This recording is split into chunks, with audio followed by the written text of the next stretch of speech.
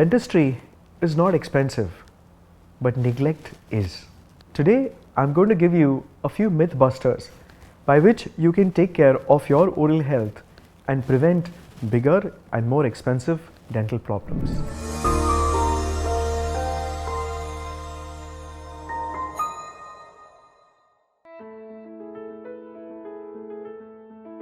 Welcome to Ashta Wellness Club. I am Dr. Sushruth Prabhudesai. I'm here to help you form happier and healthier habits.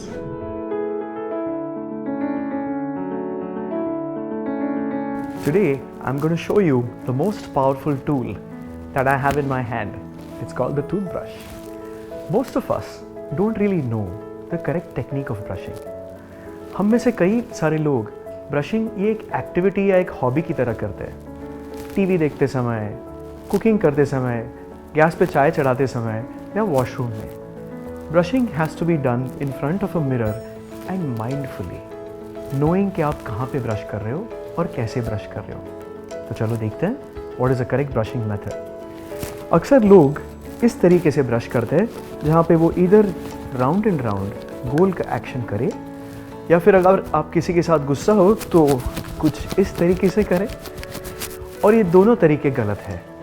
Doing vertical action और a horizontal scrub, ये दोनों actions आपके दांतों को खराब करते हैं, इनामल को बिगाड़ते हैं, और सबसे ज़रूरी बात, जहाँ पे कीटाणु हैं उनको वहाँ से तो वो हटाते ही नहीं। The brush has to be kept at an angle of 45 degrees to the gums.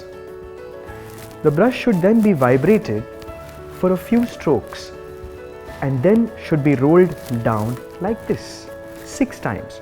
1, 2, 3, 4, 5, 6. हमेशा याद रखिए, ब्रिसल्स के जो साइड्स होते हैं इन्हें इस्तेमाल करना होता है, ना कि ब्रिसल के टिप्स को।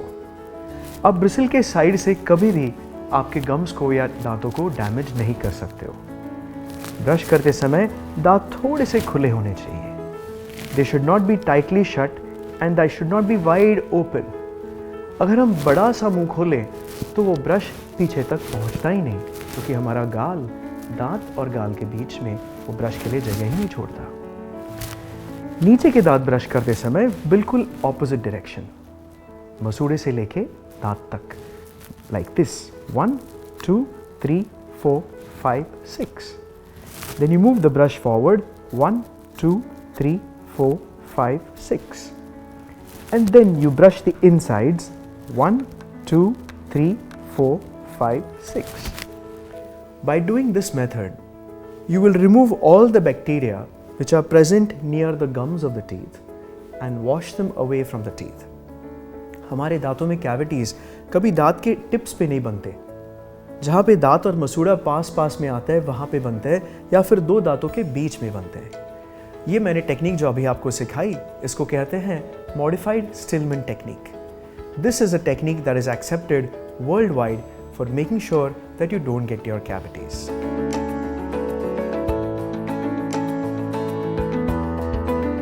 Today I'm going to give you some knowledge about how a tooth is, when do you need a filling, when do you need a root canal.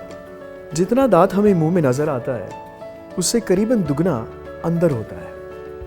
इसको दांतों की जड़ें कहते हैं और these are called as the roots of the teeth. दांत का सबसे ऊपरी हिस्सा जो मैं आपको यहाँ दिखा रहा हूँ, this is called as the enamel. If the cavity is present within the enamel, अगर डीके सिर्फ enamel में है तो उसको बहुत आसानी से सिर्फ फिल किया जा सकता है।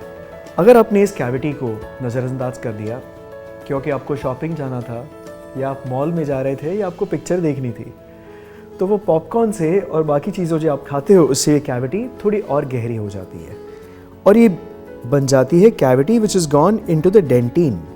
Can you see this? This is the middle layer. अगर कैविटी डेंटिन में है तो भी उसमें एक डीप फिलिंग करके उस दांत को बचाया जा सकता है। But if you ignore this call also and then the cavity progresses, it goes into this central part of the tooth. दांत का सबसे भीतरी हिस्सा, इसको पल्प बोलते हैं। इस हॉलो स्पेस में आर्टरीज, वेन्स और नर्व्स रहती हैं। जैसे बैक्टीरिया उन तक पहुंच जाते हैं, the tooth starts paining excruciatingly. आप लेटोगे तो आपको दर्द होगा, कुछ भी खाओगे तो आपको दर्द होगा। और उस स्टेज में इस रूट के कनाल को क्लीन करके उसे फिल करने की ज़रूरत होती है, जिस प्रोसीजर को कहते हैं रूट कनाल ट्रीटमेंट। तो आपको कैसे जानना चाहिए कि आपको फिलिंग की कब ज़रूरत है?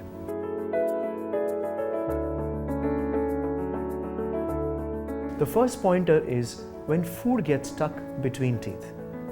जब दांतों के बीच में खाना फंसे तो टूथपिक न इस्तेमाल करें, डेंटिस्ट के पास जाइए।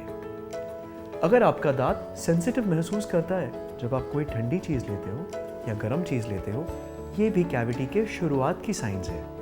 उसे उसी समय अगर आप एड्रेस करो तो प्रॉब्लम वहीं के वहीं सॉल्व हो जाएगी। अगर आप दोनों को आपने इग्नोर कर दिया, the problem then goes into a root canal.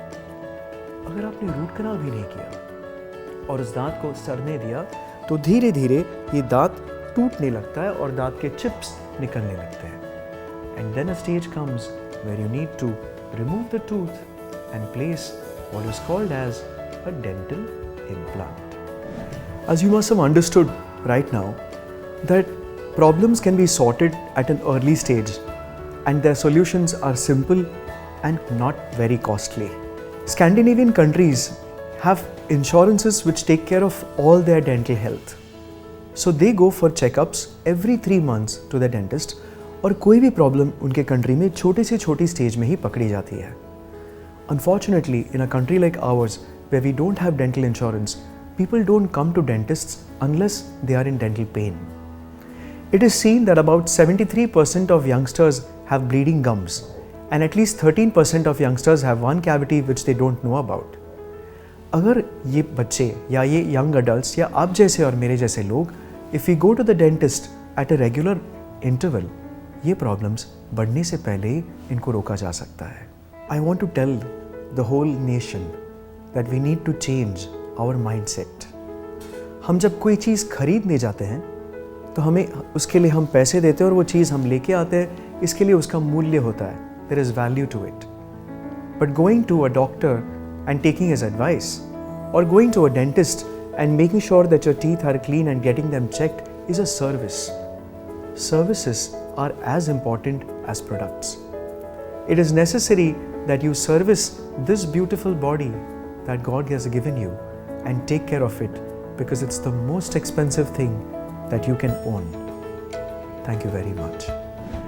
अगर आपको हमारा ये वीडियो पसंद आया है और आपने इससे कुछ तो अच्छा सीखा है तो please share it with your friends, like it and please subscribe to Ashta Wellness Club for more interesting videos like this in the future.